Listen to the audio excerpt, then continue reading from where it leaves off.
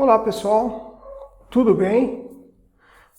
Que bom que a gente criou essa oportunidade da gente se encontrar de novo aqui, né? Eventualmente a gente se encontra para bater esse papo, para essa conversa, esse reencontro nosso. E eu confesso que eu fico feliz e fico apreensivo. Apreensivo pela própria natureza da coisa, né? Você vem aqui e se começa a expor o que você estudou, e a gente sabe, cada vez que estuda, a gente tem consciência do quanto a gente ignora. Então essa é a parte que nos deixa mais apreensivo. E fico feliz porque é sempre uma oportunidade de agradecer esse trabalho que nos é oferecido, agradecer a própria espiritualidade, a todos aqueles que contribuem para que a gente venha até aqui e melhore, busque nesse conhecimento a melhora como indivíduo, como pessoa, e adquirir o conhecimento como espírita, né? Que é o fundamental para nós aqui. E o espiritismo ele é sempre uma repetição, né? Dizem, alguém já falou que a rotina faz a perfeição. Como todo mundo sabe, mas a gente vai repetir, Kardec, quando fez a codificação, ele começou pelo Livro dos Espíritos. E o Livro dos Espíritos ele repartiu em 4 partes. A primeira parte, ele fala do início de tudo, que ele deu o nome de Gênesis. A segunda parte é o Livro dos Espíritos.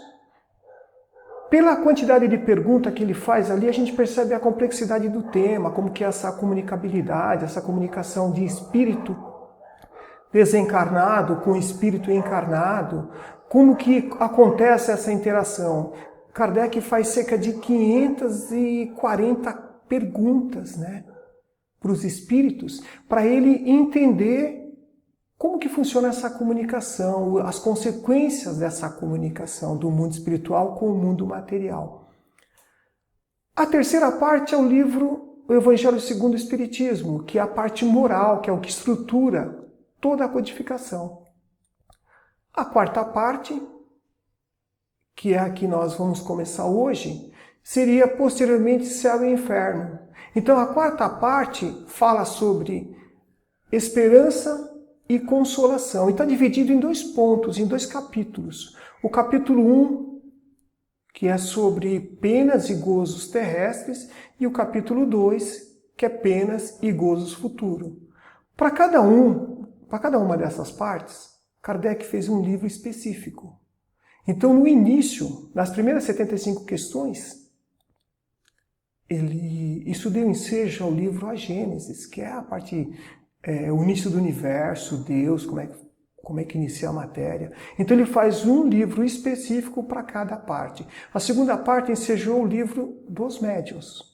A terceira parte é o Evangelho segundo o Espiritismo. E a quarta parte que é Céu e Inferno, que nós vamos começar hoje. Isso tudo colocado e entendido, vieram depois o que os entendidos e os estudiosos do Espiritismo chamam de obras subsidiárias. Então essas obras, na verdade, são as obras que foram escritas posteriormente para dissecar o Espiritismo, que é a do André Luiz, Emmanuel, Leon Denis, Delane, todo esse pessoal que posteriormente apresentaram livros dando entendimento, dissecando o que estava na codificação, né, o que está na codificação. Isso veio ajudar a gente entender todo esse contexto do mundo espiritual e do espiritismo. Estudando esses princípios, os princípios do espiritismo, sobretudo a reencarnação, lei de progresso e lei de evolução, a gente acaba modificando determinados hábitos que nós temos, algumas crenças que nós temos, valores, tudo isso é modificado com esse entendimento. Isso não quer dizer que o espiritismo ele cria um comportamento, não é isso. Mas os hábitos que nós vamos mudando, eles sim criam o comportamento do espírita. Então, o que cria o comportamento são os hábitos. Né? Não é que o espiritismo cria um tipo de comportamento para o espírito, não é isso. E hoje, nesse primeiro capítulo de Penas e Gozos Futuros, que vai da questão 920 até 936, na verdade esse capítulo 4, esse livro, né? Esse quarto livro, ele tem cerca de 100 questões. Ele começa lá em 920 e vai até a 1019 ali. Hoje nós vamos falar sobre infelicidade e felicidade relativa, né? Que é o capítulo que é o título que coube a nós conversar para a gente bater um papo hoje, né? Falar de felicidade é muito bom, porque afinal de contas, desde que nós nascemos, a gente busca essa tal de felicidade. Os nossos pais, os nossos avós, os nossos pais sempre falam nisso. E toda essa felicidade nossa, ela está pautada no quê? Na matéria. A gente aprende, a sociedade ensina, nós passamos isso para os nossos descendentes, que toda a felicidade está pautada na matéria, no dinheiro, né? Está pautada em posse. Sobretudo se for aí estudo, né? O aspecto intelectual, as profissões. Então a gente está sempre direcionando os nossos filhos para que estude, para que se destaque. E a gente sempre faz questão de falar que a pessoa bem-sucedida é aquela que tem dinheiro, que tem posse e tudo mais. Então, nós estamos pautando sempre a felicidade na riqueza. E aí, a gente vai lá em Leon Denis, e Leon Denis ele já dá uma paulada na gente logo no início. O capítulo 9 do livro O Problema do Ser, do Destino e da Dor, eu acho que todo esse tema nosso de hoje, ele está muito claro nesse capítulo, nesse livro. Sobretudo no 9 e no capítulo 13, tem praticamente o que a gente vai discorrer aqui hoje, né? Ele é bem sucinto, mas ele é muito claro, ele é muito profundo, assim, só para a gente ter uma ideia disso. E lá ele começa falando o seguinte: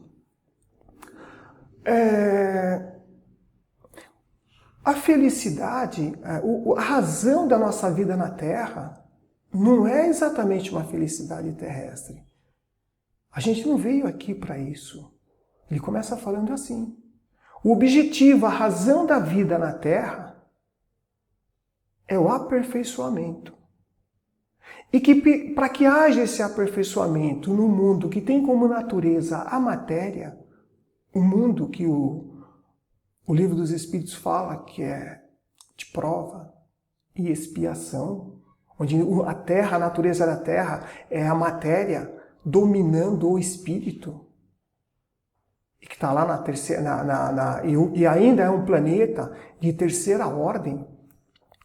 A gente de pronto, tendo contato com essas informações, a gente entende o quê? Parece até que a gente vai desanimar, fala, poxa, mas espera aí, eu vim aqui para ser feliz. E a gente começa a ter contato com uma doutrina que fala, olha, a felicidade não é desse mundo. Kardec fala isso no Evangelho segundo o Espiritismo. Se abre lá no capítulo 5, item 21, está lá, baseado em Eclesiastes. A felicidade não é desse mundo. Leon Denis fala, olha, o objetivo da nossa estada aqui, a razão da nossa vida na Terra, é o aperfeiçoamento de cada um de nós. E para que nós nos aperfeiçoemos aqui nesse mundo, há necessidade da matéria. A matéria, todos os percalços que a gente se depara nesse mundo material, ele serve para nossa evolução. Toda a ambientação reencarnatória, tudo aquilo que foi um obstáculo, nesse mesmo capítulo, ele fala como é glorioso ver o quanto o espírito se debate na matéria para superar a matéria. Nesse mesmo capítulo ele fala que a matéria ela é um obstáculo extremamente útil para o espírito, na medida que ela dificulta a ascensão do espírito. Porque isso implica, faz com que o espírito tenha vontade para superar esses percalços, essas dificuldades. Então a gente fica meio, como? Eu vim aqui para ser feliz e acontece isso. E toda a felicidade está pautada na matéria. Aí a gente vai lá na questão 920. Kardec pergunta para os espíritos se é possível a felicidade plena na Terra. E os espíritos falam, não. A felicidade completa você não encontra aqui. Porque a Terra é um mundo de provas e expiações. Então quem nasce aqui não está fadado a ser feliz. Kardec pensa mais um pouco e não desiste. A gente já viu que Kardec sabe perguntar. Aí na questão 922 ele fala, mas não tem uma chance assim? Não tem uma felicidade relativa, já que nós vamos reencarnar aqui, permanecer por um tempo? E os espíritos respondem que sim, tem uma felicidade relativa. Essa felicidade relativa depende da posse do necessário, isso no aspecto material. Posse do necessário, consciência tranquila e fé no futuro. Então, se você tiver a posse do necessário, vivendo aqui na Terra, você vai ser relativamente feliz. Futuramente, no aspecto da moral, a fé no futuro, aí sim você vai ter uma certa felicidade dentro dessa crença e a consciência tranquila. Mas a gente sabe que a gente está num mundo totalmente relativo, tudo aqui é relativo, tudo é proporcional ao nosso grau evolutivo.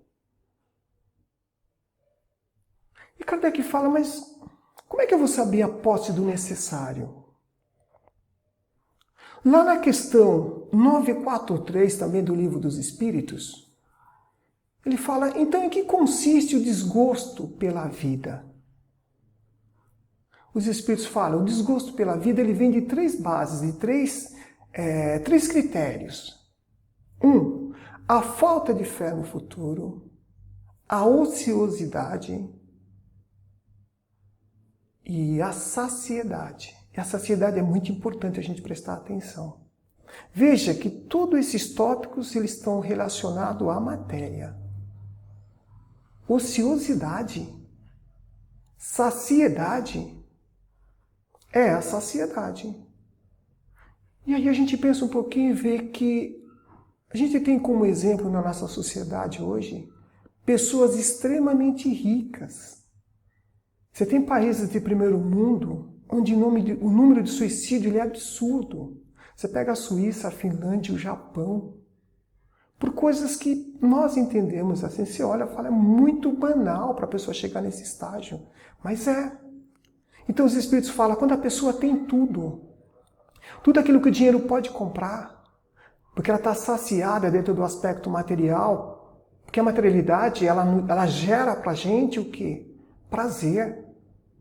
Ela te dá conforto, te dá prazer, ela te dá essa saciedade, mas ela não te dá alegria, mas ela não te dá felicidade. E a experiência mostra, hoje a gente vê muito na mídia, pessoas que têm muito dinheiro, que têm muitas posses. Ela tem muita alegria, a mídia permite que as pessoas se mostrem bastante, sejam aclamadas, sejam invejadas. Mas de vez em quando a gente vê alguém se suicidando. Você fala, então o problema não é dinheiro, a questão da felicidade. Porque a pessoa tem festas, tem muitas alegrias ali, adquire muitas posses. Então não é isso. Então o que seria essa tal felicidade? Dentro da codificação, está claro, a codificação fala para nós que nós estamos num mundo de provas e expiações. Nós saímos recentemente do mundo primitivo. Nós estamos em ascensão ainda. E o mundo feliz, ele vem depois do mundo regenerado. Nós não chegamos ainda nem nesse mundo de transição, que é o mundo de regeneração. Como é que a gente vai conseguir ser feliz aqui? E por que a gente fica inebriado com essa possibilidade de ter dinheiro? Essa possibilidade de ter posses e brigar por isso, lutar, a gente passa essas informações para as pessoas e está sempre correndo atrás da posse, a posse de dinheiro. Primeiro, nós estamos na base da cadeia evolutiva. A matéria, ela exerce pela própria natureza da matéria, a força que ela exerce sobre o espírito é muito grande. E quando eu falo na matéria, eu falo no corpo, eu falo como um todo. Tudo aquilo que foge ao espírito. Ela exerce um poder muito grande. Quando falamos, nós estamos aqui estudando as leis morais e nós, recentemente, aqui a gente acabou estudando a lei de conservação, a lei de sociedade e a lei de progresso. E a gente acaba progredindo e evoluindo, mas a preocupação, a sociedade como um todo impõe o progresso material. E o Espiritismo fala, olha, é muito mais fácil você evoluir intelectualmente, tecnologicamente, do que moralmente. Até porque é um pré-requisito. Tem-se que evoluir intelectualmente para depois se conquistar a moral. Porque a partir do intelectual você aprende a escolher. Aí você tem o livre-arbítrio, passa a responder pela escolha que se faz. Então, a gente se atém muito a isso, porque a matéria exerce um poder muito grande sobre nós, ela nos seduz, procura satisfazer todos os nossos sentidos. E a gente, trazendo todo aquele instinto que a gente tem de conservação de lá de trás, a gente aplica aqui dentro desse progresso, e quando a gente usa toda a intelectualidade para levar vantagem dentro das leis que são criadas num país ou numa sociedade, a gente promove do outro lado uma miséria criada, mas a gente é beneficiado por determinadas leis, ou as malandragens ou as brechas dela, isso é numa sociedade ou num planeta inteiro, isso pode acontecer e isso acontece. E na questão 926 fala que os males desse mundo, a gente já sabe do vício, do egoísmo, né? Os vícios morais, o egoísmo, a vaidade, o orgulho. Ele fala que os males desse mundo, eles estão calcados exatamente na necessidade fictícia que a gente cria. Então o progresso, quando ele envolve a gente começa a progredir, trabalhar, estudar, a pretexto da gente estar evoluindo, mas a gente está evoluindo tecnologicamente, se busca dentro dessa evolução criar necessidades novas, criar necessidades fictícias. E aí o que nós fazemos? Trabalhamos mais para adquirir mais. Porque você tem que preencher essa necessidade, você tem que atender a demanda. A sociedade, a gente, em face da vaidade, a gente não é tão evoluído assim, a gente está começando, a gente fica hipnotizado, a moda hipnotiza a gente. Tudo que for a última moda, seja lá um celular, seja um carro, a gente quer adquirir isso. E o prazer está muito mais em adquirir do que em conservar. Por quê? Porque o sistema publicitário é feito para isso. Essa máquina gira, essa máquina do progresso. Mas moralmente a gente não cresceu muito, os espíritos falam. Não cresceu. Então cria-se uma necessidade desnecessária, uma necessidade fictícia. Os espíritos, quando se pergunta qual que é o limite do necessário, os espíritos não respondem o que é o limite necessário. Mas ele fala exatamente o que é a necessidade fictícia. Ele fala que tudo que não é necessário, que toda necessidade, ou melhor, quando você usa só o necessário, ele é útil. Tudo que não for útil é desnecessário, ele é fictício. A gente hoje, 2023, a gente está vendo as guerras no mundo, e essa guerra é tudo por poder. É tudo por poder, não é por outra coisa. E esse poder, na verdade, a Terra oferece tudo para todos, tem para todo mundo, mas não tem para ganância, não tem para satisfazer essa ganância, essa ambição. E é da natureza do homem sempre querer mais. Sempre querer mais. A gente vai ver isso lá na questão 843, na questão 715 em diante, 704 em diante, a gente vai tendo essas informações. Então, por que Deus criou sabendo que o homem estava fadado, podia se sucumbir nessa possibilidade de se envolver numa necessidade fictícia? Ele falou exatamente para que ele possa lutar e adquirir virtudes. O joio e o trigo sempre esteve junto. O Evangelho falou isso para a gente, mostra isso para a gente. Sempre esteve junto e a gente está trabalhando exatamente para isso. Você tem que evoluir, você tem que crescer intelectualmente e moralmente. A gente faz esse planejamento, a gente vem para cá, a gente já sabe disso. A gente trabalhou para isso. Só que quando chega aqui, a gente se envaidece, a gente se deixa seduzir pela matéria. É o que o seu Manuel fala, que o mundo engole a gente. Por quê? Porque a gente se deixa seduzir. O que é essa sedução? O que é esse encanto? É um tipo de hipnose. Trabalha muito mais com a satisfação do teu sistema sensório, do teu corpo, da tua matéria, do que propriamente com a parte espiritual.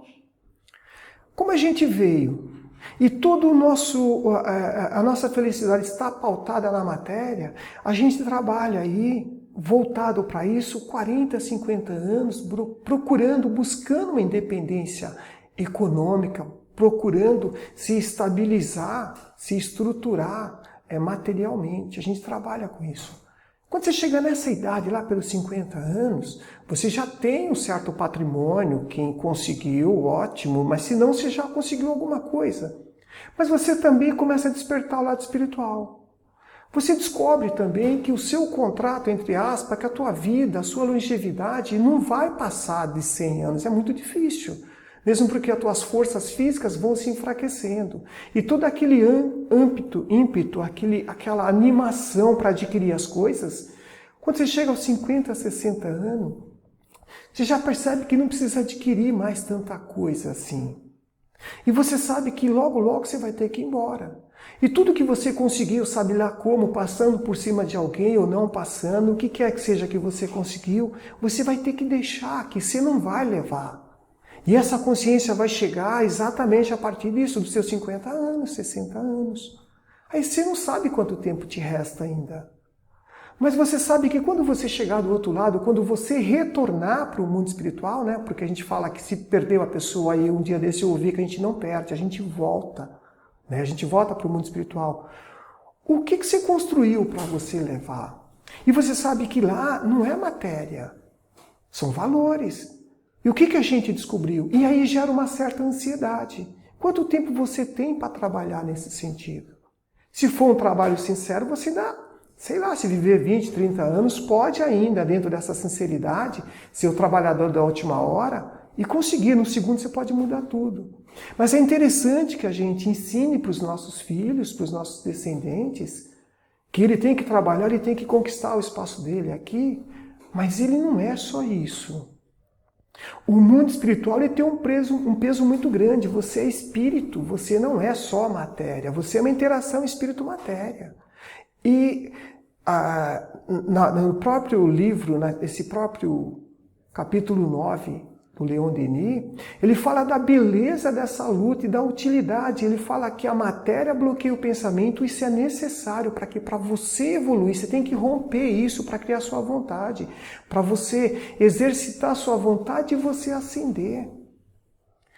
Quando você só vive com o necessário, e aqui eu me recordo uma frase do Marcel Souto-Maior, aquele jornalista da Globo que acabou escrevendo um livro sobre a vida do Chico Xavier, que ensejou no livro, ele falou que ele demorou muito tempo para entender o que o Chico disse. O Chico, quando estava ali nos estertores da morte, ali já desencarnando, falou, graças a Deus eu consegui viver com o necessário. Embora ele não fosse espírita, em algumas entrevistas no livro dele ele declina isso.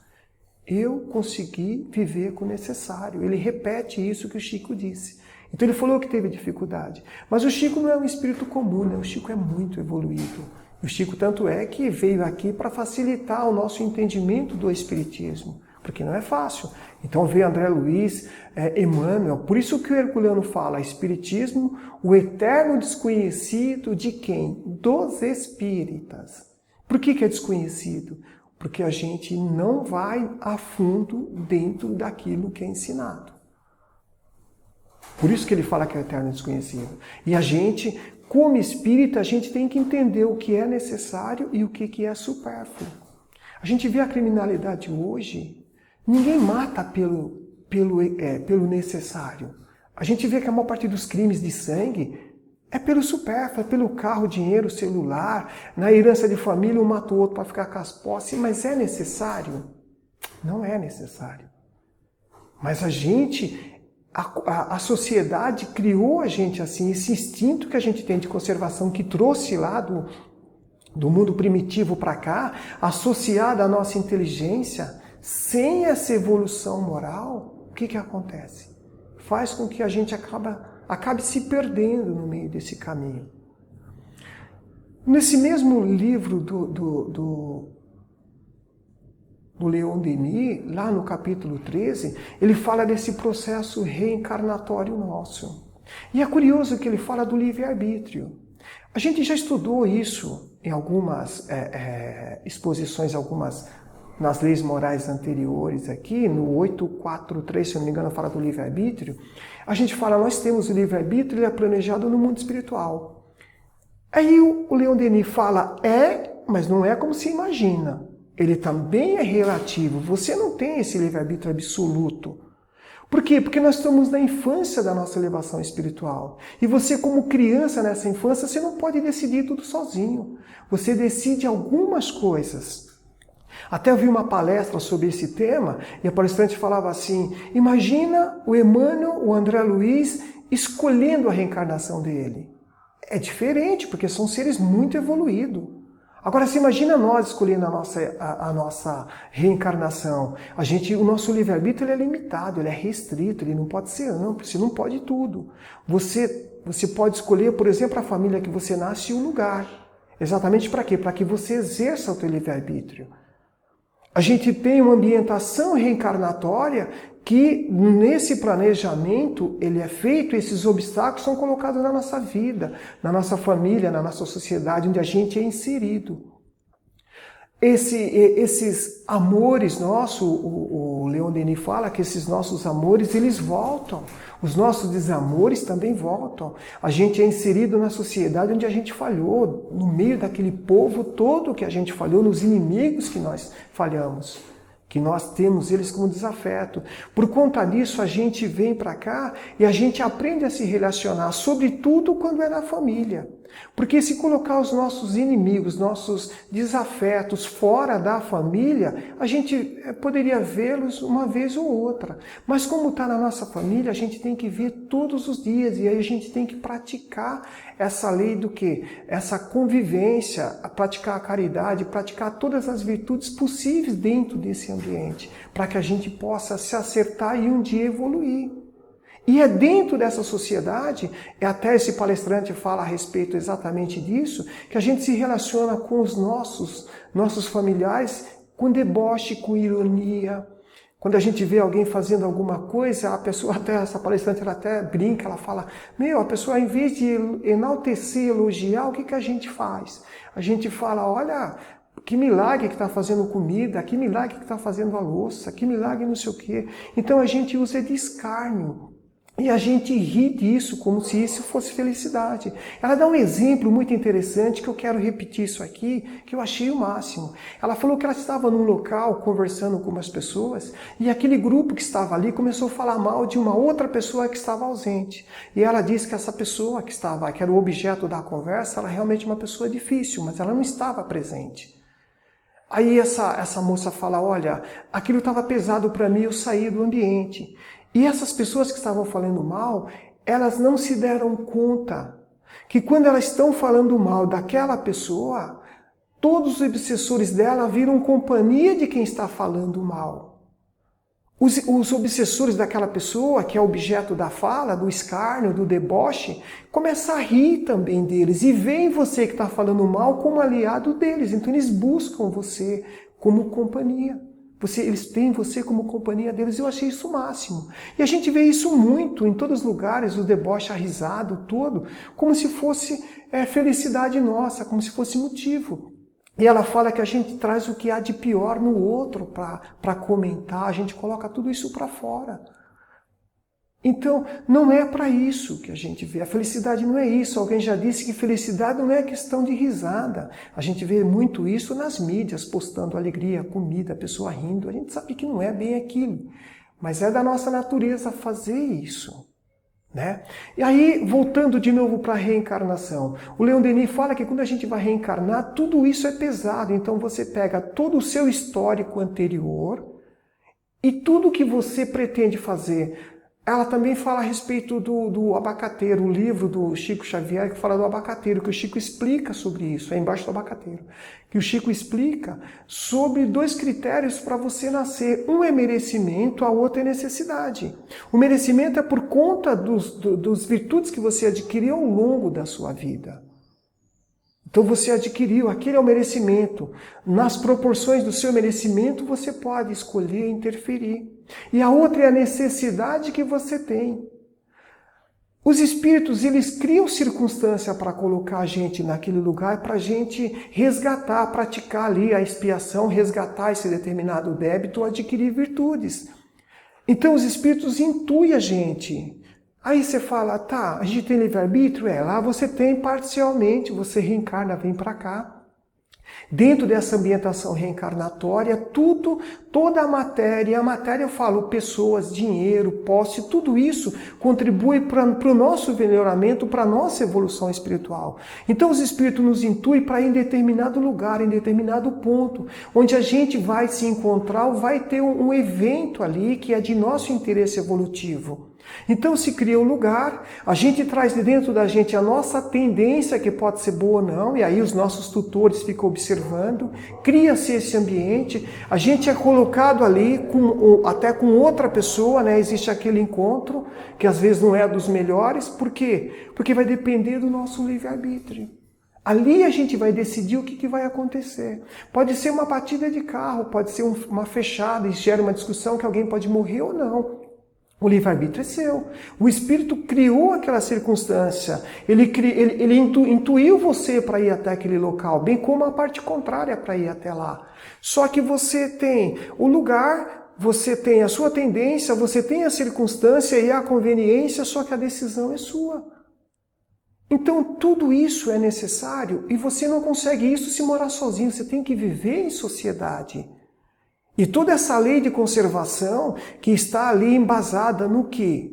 No orgulho, no teu egoísmo e o seu livre-arbítrio, o quanto você já cresceu, é que vai decidir aquele momento. Você pode voltar para casa ou não. Você pode ficar quieto e superar aquilo e ir embora. E isso está muito em voga hoje no trânsito que é em São Paulo, com milhões de carros andando, a gente está todo mundo com pressa, todo mundo cruzando aqui com um ou com o outro, os nossos ânimos ficam lá em cima, sobretudo quando você promove ou leva uma fechada. Então, essa situação contribui, à medida que a gente supere isso, contribui para a nossa evolução. Por isso que eu disse que hoje, o que é supérfluo, o que é necessário, e esse livre-arbítrio, tudo está dentro do quê? Desse livro, O Problema do Ser, do Destino e da Dor. Então esse livro explica muito bem isso pra gente. O que a gente veio fazer aqui? Por que a felicidade não é desse mundo? E o quanto a gente tem que trabalhar, o que a gente tem que fazer exatamente para superar isso, essa estada que nós estamos aqui. É muito curioso isso. Na questão 33, 933, né, do Livro dos Espíritos, tem uma nota de Kardec que ele fala a respeito da gente, a respeito da nossa questão quando a gente for um ser civilizado. Quando a gente for ser um ser civilizado, quando a gente conseguir atingir esse estágio de civilização, porque a questão 793 do Livro dos Espíritos fala que a gente não é ainda civilizado. Ele fala assim, a gente pode ser um pouco esclarecido. Porque o fato da gente se vestir melhor que o selvagem, morar numa casa melhor, mas a gente ainda não rege essa sociedade pela lei de caridade. A gente é simplesmente uma pessoa instruída e esclarecida, não humanizada. Isso está no 793. Então, por mais títulos que você tenha, seja acadêmico ou não, ou bons modos, ou coisa do tipo, o que vai dizer se nós somos seres um pouco evoluídos ou não é a caridade que a gente faz. E a caridade só pode ter esse nome se ela for desinteressada. Se for uma caridade interessada, com interesses, buscando dividendos disso, ela tem outro nome, não é a caridade. Então isso deixa muito claro. A gente vive numa sociedade, a gente vive regido por essa matéria.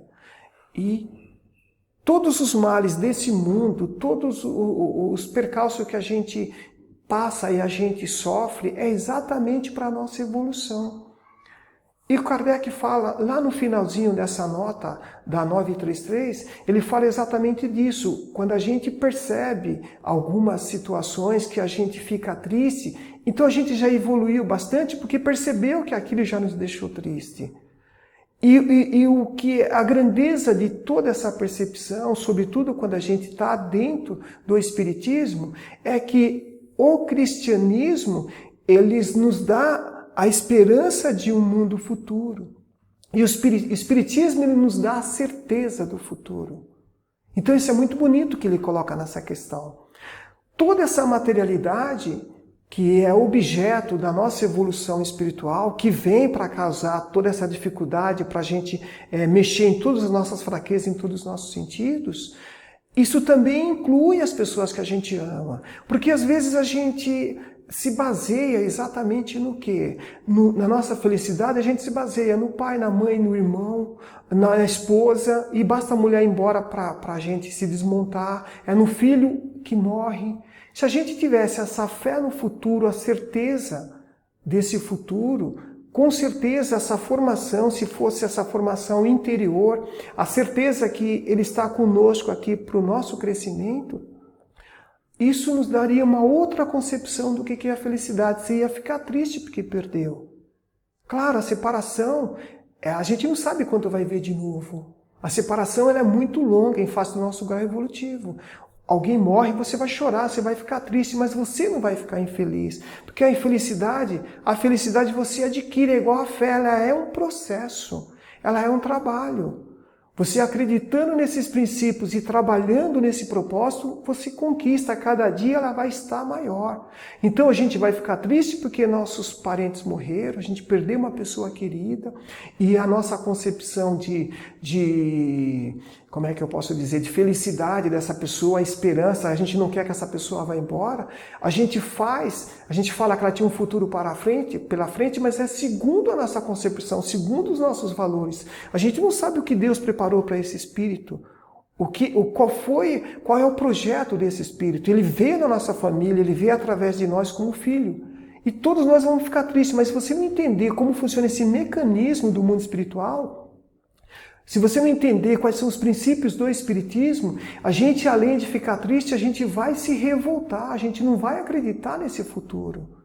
Então a gente vai entender exatamente a morte desse parente nossa pessoa querida como uma perda, quando na verdade o Espiritismo fala que é um retorno, ela voltou para o mundo espiritual. A gente não perdeu nada. Então é muito importante que a gente tenha esse conceito. Hoje, o livro de hoje que fala do gozo terrestre, das penas futuras do gozo terrestre, fala que a maior parte desse sofrimento somos nós que criamos. Por que a gente cria? Exatamente por conta dessa necessidade fictícia. A gente não precisava disso. Uma coisa muito interessante é que eu estava refletindo aqui para a gente ver o que é uma necessidade fictícia e que ela acaba, a gente repetindo isso várias vezes, esses hábitos acabam virando vício. Tudo o que a gente faz sempre vira hábito que na sequência vira vício. Me intuir o seguinte exemplo. A gente pega uma mãe que é viciada, uma dependente químico, que ela está grávida. Você vê quando a criança nasce, ela tem a necessidade, sei lá, se a mãe é alcoólatra, ela tem necessidade de ter álcool na chupeta, senão a criança morre. Muitas pessoas são dependentes de cocaína, sei lá, qualquer outra droga. Chega num ponto que ela depende daquilo. Mas precisava daquilo? Não precisava.